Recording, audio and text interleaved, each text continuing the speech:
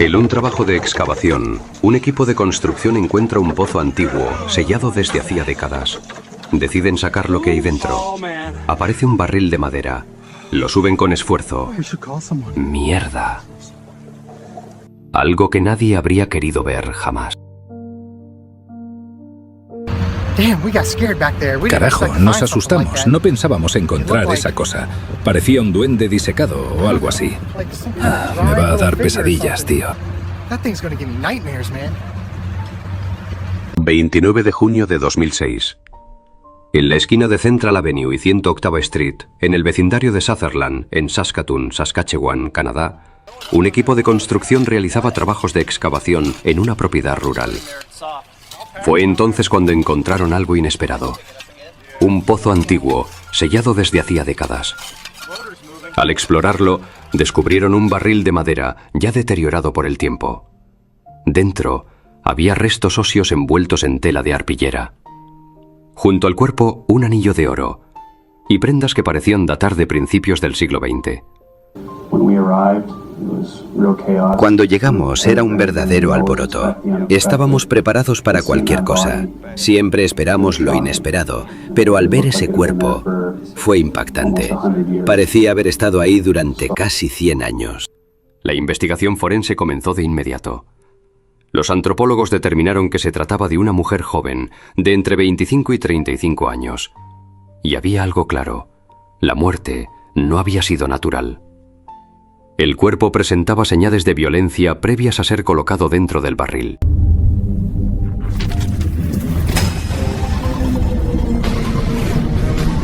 Los forenses trabajaron lentamente, casi conteniendo la respiración. Al abrirlo, el olor a madera podrida y tierra húmeda se mezcló con algo más antiguo, más profundo. Dentro había un cráneo humano con restos de cabello castaño rojizo aún adheridos, envuelto en tela de arpillera. No era un entierro, era un ocultamiento. Encontramos un anillo de oro, restos de un vestido de época y, de forma extraña, ropa de hombre junto a varias botellas de vidrio. Al principio pensamos que podía tratarse de una víctima de la gripe española, sepultada deprisa para evitar contagios, pero algo no encajaba. El cuerpo no había sido enterrado con cuidado, había sido envuelto, empaquetado y ocultado. La policía lo entendió desde el inicio. Esa mujer no había llegado allí por accidente. Alguien la había colocado dentro del barril. Alguien la había ocultado. En 2006, la tecnología forense aún era limitada. A pesar del impacto del hallazgo, el caso pronto comenzó a estancarse. Había demasiadas preguntas y muy pocas respuestas claras. Lo que más me llamó la atención fue el cabello.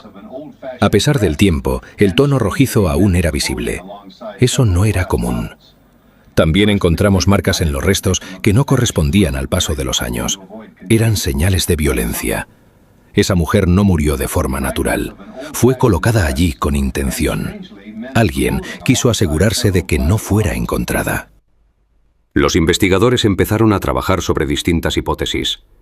La primera teoría sugería que podía tratarse de una víctima olvidada de la gripe española de 1918, enterrada apresuradamente en medio del caos sanitario.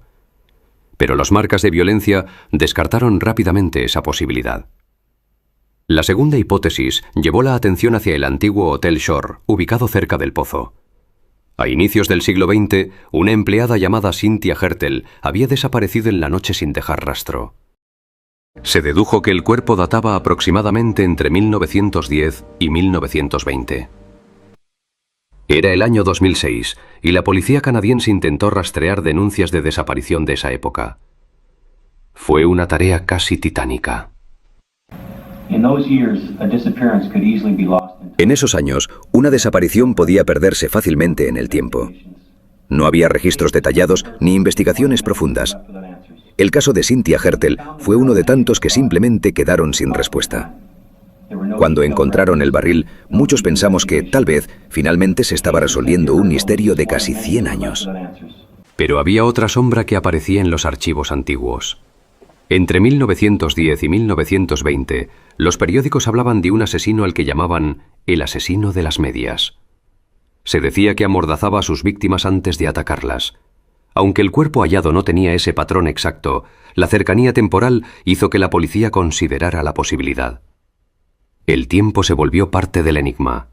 Los expertos lograron datar los restos entre 1910 y 1920. Una década llena de historias incompletas. El caso parecía condenado al olvido. Hasta el año 2010. Ese año, una mujer llamada Corey Tyler Rich se presentó en la estación de policía. Traía consigo un retrato antiguo, pintado a mano. En él aparecía una mujer de cabello rojizo. Su abuela, Susan Rich. Según su relato, Susan había salido a dar un paseo con su esposo en 1920. Nunca volvieron. Ambos desaparecieron sin dejar rastro. Su hija, Sarah Rich, tenía 18 años en ese momento y pasó gran parte de su vida buscándolos. Mi madre siempre habló de su madre como si aún pudiera regresar en cualquier momento. Creció esperando una respuesta. Nunca la tuvo. Cuando escuché las noticias que habían encontrado a una mujer en un pozo, no sé cómo explicarlo, pero sentí que podía ser ella. Traje el retrato porque el cabello era muy parecido, rojizo. Era lo único que teníamos. Sarah Rich buscó a sus padres por más de 50 años. Murió en 1970, a los 98 años. Una vida larga pero marcada por la ausencia. Cuando Corey llegó, la investigación tomó un nuevo rumbo. Ahora la policía tenía dos posibles identidades para la víctima. Cynthia Hertel, la empleada del Hotel Shore, o Susan Rich, la mujer que salió a caminar y nunca volvió. Ese fue uno de los momentos más duros del caso. Teníamos dos historias posibles, dos familias, dos tragedias separadas por décadas. Y no sabíamos cuál era la correcta. Cada pista que encontrábamos parecía abrir otra pregunta. Era como armar un rompecabezas al que le faltaban demasiadas piezas. Durante años el caso permaneció suspendido entre esas dos historias. Dos nombres, dos vidas posibles, dos finales sin respuesta. Pero la verdad era más oscura que cualquiera de esas teorías, y tuvieron que pasar casi 19 años desde el hallazgo del barril para que finalmente alguien comenzara a señalar al verdadero responsable. Era el año 2025. Durante casi 2 décadas el caso había permanecido atrapado en el tiempo, sin respuestas firmes. Pero el mundo ya no era el mismo. La tecnología había avanzado y con ella nuevas herramientas capaces de hablar por los muertos. La policía canadiense, junto con el Servicio Canadiense de Inteligencia de Seguridad, decidió reabrir antiguos expedientes que habían sido cerrados por falta de pruebas. El nuevo criterio era claro: casos donde existieran restos humanos, indicios biológicos o cualquier posibilidad de recuperar ADN. El barril del pozo volvió a ser sacado de los archivos. Ese caso nunca se fue del todo. Siempre quedó ahí como una deuda pendiente. En 2006 no existía la tecnología que tenemos hoy, y muchos de los que trabajaron en ese momento ya no están. Pero el cuerpo estaba bien preservado. El cabello, los tejidos, los objetos, todo indicaba que aún podíamos recuperar algo. Solo hacía falta el momento adecuado. El giro llegó cuando el Servicio de Policía de Saskatoon decidió enviar las muestras a laboratorios especializados en genealogía genética investigativa. Ya no buscaban coincidencias directas con criminales, buscaban algo más lejano: primos, parientes lejanos, fragmentos de familia perdidos en el tiempo. Con la esperanza de que el ADN confirmara finalmente una de las dos teorías que durante años habían dividido la investigación: Cynthia Hertel, la empleada del Hotel Shore, o Susan Rich, la mujer que salió a caminar y nunca volvió. Este tipo de análisis no busca culpables al inicio, busca linajes, rastrear la sangre a través de generaciones. A veces encontramos coincidencias en personas que ni siquiera sabían que tenían un antepasado desaparecido. Es como reconstruir un árbol genealógico a partir de una sola hoja. Semanas después llegó el primer resultado: una coincidencia genética con una familia de apellido Spence, en otra provincia. El impacto fue inmediato. No era Cynthia Hertel, no era Susan Rich. Fue un golpe duro, especialmente para la familia Rich. habían esperado muchos años para tener una respuesta. Sabíamos lo que significaba para ellos, pero al mismo tiempo, por primera vez, teníamos algo real, un apellido, una familia, una historia nueva que nadie había considerado antes. Para Corey Tiger Rich la noticia fue devastadora, pero también liberadora. Cuando me llamaron, sentí que el suelo se me abría. Durante años pensé que era mi abuela. Había aprendido a vivir con esa idea. Pero cuando dijeron que no era ella, fue doloroso, sí. Pero también sentí algo distinto, como si finalmente pudiera dejar de buscar en el lugar equivocado. La investigación tomó una nueva dirección. El 29 de septiembre de 2025, la policía hizo un anuncio público que cambiaría la historia del caso para siempre.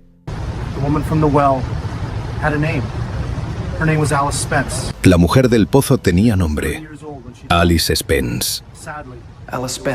Tenía alrededor de 30 años cuando murió. Lamentablemente no se trataba de Susan Rich. Y lo sentimos profundamente por la familia Rich. Sabemos que fueron muchos años de espera, de esperanza contenida, de creer que por fin tendrían respuestas. Esta vez, la verdad llegó, pero no era la que estaban esperando. La mujer en el pozo tiene nombre, Alice Spence. Tenía alrededor de 30 años cuando murió. Una madre, una esposa, una vida completamente borrada. Cuando vimos la coincidencia completa del ADN, supimos que no había duda. La mujer del pozo pertenecía al linaje Spence. Era alguien que había vivido allí, que tenía familia, que había existido y que había sido olvidada por más de un siglo. Pero la pregunta más importante seguía en pie. ¿Quién era Alice Spence y qué le había ocurrido? La policía comenzó una investigación histórica profunda. Revisaron archivos de propiedad, registros civiles, diarios antiguos, documentos de la época. Y entonces, todo empezó a encajar. En 1918, Alice vivía en esa misma propiedad junto a su esposo, Charles Ernest Spence, y su pequeña hija. Luego encontraron otro dato: un incendio. Los registros indicaban que la casa de los Spence sufrió un incendio devastador en 1918. Fue reportado como un accidente. En esa época, era común que los incendios destruyeran completamente las viviendas de madera. Y muchas veces, la historia terminaba ahí, sin preguntas, sin investigación. Pero ahora había un cuerpo escondido en un barril arrojado a un pozo. La sospecha comenzó a tomar forma. El asesino probablemente mató a Alice, la colocó dentro del barril, la arrojó al pozo y luego incendió la casa. Tal vez para justificar su desaparición, tal vez para hacer creer que había muerto en el fuego o que había huido tras el trauma. Cuando conectamos el incendio con el hallazgo del barril, todo cambió. Ya no parecía una coincidencia, parecía un plan, un intento desesperado por borrar a alguien sin dejar rastro. Y durante más de 100 años, funcionó. Era una forma de justicia poética. Un siglo después el pozo había hablado. Alice ya no era una desconocida, era una madre cuya vida fue borrada por alguien en quien probablemente confiaba. Los descendientes de Alice finalmente conocieron la verdad, el nombre, el rostro, la historia. La tecnología del siglo XXI había resuelto un pecado enterrado en el siglo XX. Crecimos escuchando que hubo un incendio en la familia, pero nunca se hablaba de Alice. Era como si nunca hubiera existido. Saber que estuvo allí todo ese tiempo, sola, es algo que duele. Pero al menos ahora sabemos quién fue y que alguien finalmente la encontró. Pero aún quedaba una pregunta que nadie podía responder. ¿Quién había quitado la vida a Alice Spence? Los registros de la época eran confusos, no había denuncias formales, no había investigación criminal, solo un incendio, solo silencio. Hasta que apareció una pista inesperada, una vieja carta y unos registros fechados en 1917. La respuesta, por fin, estaba a punto de salir a la luz. Cuando la policía informó oficialmente a la familia Spence sobre la identificación de Alice, ocurrió algo inesperado. Entre las pertenencias antiguas de Idella, la hija de Alice, ya fallecida hacía décadas, apareció una carta cuidadosamente doblada, amarillenta por el tiempo. Era una carta escrita por su padre, Charles Ernest Spence. No tenía fecha exacta, no explicaba un crimen, no describía hechos. Solo contenía una frase que estremeció a los investigadores, una petición de perdón dirigida a su hija. El motivo no estaba escrito, no había detalles, solo culpa. Ese pequeño papel cambió el tono de toda la investigación. Lo perturbador no fue lo que decía la carta, sino lo que omitía. Era un perdón vacío, sin contexto, pero cargado de peso emocional. Cuando alguien pide perdón sin explicar por qué, uno entiende que hay algo que no se atreve a nombrar. Para nosotros fue como encontrar una puerta entreabierta después de más de un siglo. A partir de ese hallazgo, la policía decidió revisar nuevamente las declaraciones que Charles había dado hacía más de 100 años. Los registros antiguos revelaron algo inquietante. Charles había ofrecido 3 versiones distintas sobre la desaparición de su esposa. En una ocasión dijo que Alice lo había abandonado, en otra que había muerto lejos, visitando a su madre, y en una tercera versión afirmó que había sido raptada. 3 historias, ninguna comprobable, ninguna coherente. Sumadas a la carta de perdón dirigida a Idella, esas contradicciones comenzaron a dibujar una figura cada vez más oscura. En criminología histórica, quien controla la narrativa suele tener algo que esconder. Charles no solo era el esposo, era la única voz constante explicando la ausencia de Alice, y cada vez que hablaba, cambiaba la historia. Eso para nosotros fue una señal clara. No es prueba directa, pero sí una sombra demasiado grande para ignorarla. Las investigaciones confirmaron que Charles y Alice vivían juntos en la propiedad de Sutherland, en Saskatoon, junto a su hija Idella, alrededor de 1918. El mismo lugar donde décadas después se hallaría el barril en el pozo. Luego apareció otro dato que, unido al resto, resultó imposible de ignorar. Charles estaba presente cuando la casa familiar se incendió en 1918. Un incendio que destruyó la vivienda. Un incendio que ocultó el pozo. Un incendio que borró evidencias. Los incendios en esa época eran comunes, sí. Pero en este caso el fuego no solo destruyó una casa, también selló un silencio. Después del incendio, nadie volvió a preguntar demasiado por Alice. Fue como si el fuego hubiera quemado también las preguntas. Con el paso de los meses, la conclusión no oficial comenzó a repetirse dentro de los informes internos. El principal sospechoso histórico era Charles Ernest Spence. Nunca fue oficializado públicamente como culpable. No podía serlo. Charles murió el 16 de mayo de 1923, a los 40 años, décadas antes de que el cuerpo de Alice fuera encontrado. Su causa de muerte fue un ataque al corazón fulminante, ocurrido mientras conducía un carro cargado de trigo tirado por caballos rumbo a Saskatoon. En su obituario figuraba como viudo. Un viudo sin cuerpo.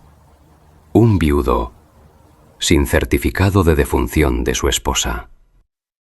Hay algo profundamente irónico en su muerte. Durante años sostuvo versiones contradictorias. Vivió como viudo sin que nadie confirmara la muerte de Alice y falleció repentinamente sin que el secreto saliera a la luz. Si hubo una verdad, se fue con él en 1923. Mientras la investigación histórica avanzaba, otro momento impactante estaba por ocurrir: la reconstrucción del rostro de Alice. El trabajo fue realizado por el Dr. Christopher Rinn, reconocido artista forense y antropólogo de la Universidad de Dundee, en colaboración con el Servicio de Policía de Saskatoon. Utilizaron escaneos 3D del cráneo encontrado en el pozo y aplicaron técnicas de reconstrucción de tejidos blandos, añadiendo digitalmente capas de músculo y piel basadas en la estructura ósea. El resultado fue una imagen hiperrealista.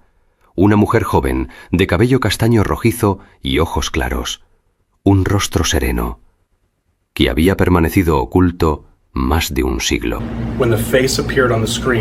Cuando el rostro apareció en la pantalla, dejó de ser un caso, dejó de ser un expediente, era una persona mirándonos de vuelta. Esa es la fuerza de la reconstrucción facial. Devuelve identidad donde solo había huesos. La reacción de la familia fue inmediata y profundamente emocional. Los nietos y bisnietos de Alice reconocieron rasgos familiares al instante. Idela, su hija, ya fallecida, siempre había tenido un parecido notable con la imagen generada. Era como mirar una fotografía imposible, una ventana abierta al pasado.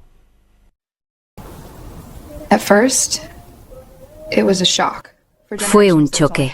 Durante generaciones solo existía una historia incompleta, un vacío. Cuando vimos su rostro, fue como si regresara. Ya no era la mujer del pozo, era Alice, nuestra abuela, nuestra Sandre. Sentimos dolor, pero también una paz que no sabíamos que necesitábamos. El caso trajo también revelaciones silenciosas. Cuando Charles murió en 1923, Idela tenía apenas 17 años. Quedó huérfana sin saber que el cuerpo de su madre había permanecido a pocos metros de donde vivió su infancia, oculto en un pozo. El secreto había estado bajo sus pies.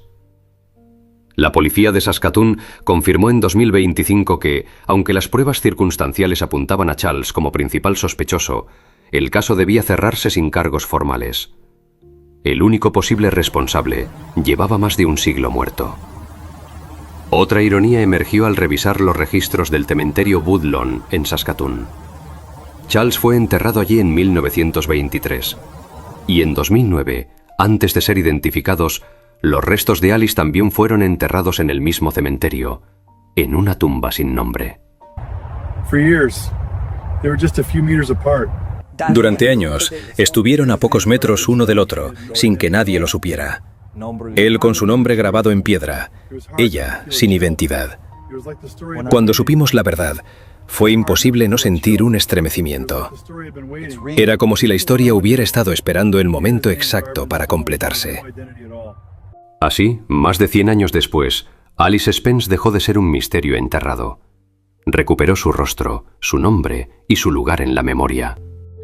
It gives us peace to know that our great-great-grandmother can finally rest in peace. We are deeply sounded by what she lived through and what she had to suffer in her own home. But at least now we feel that, after so much time, she has finally found rest. Pero la historia no terminó con un juicio. Terminó con algo más inquietante. La certeza de que la verdad puede dormir un siglo y, aún así, encontrar la forma de despertar. Como Charles murió apenas 5 o 7 años después de la desaparición de Alice, el secreto prácticamente se fue con él a la tumba. En 2025, la policía de Saskatoon confirmó que, aunque existen pruebas que lo señalan como principal responsable, el caso quedó cerrado sin cargos formales, ya que el sospechoso había fallecido hacía más de un siglo. La verdad logró salir a la luz, pero la justicia llegó demasiado tarde.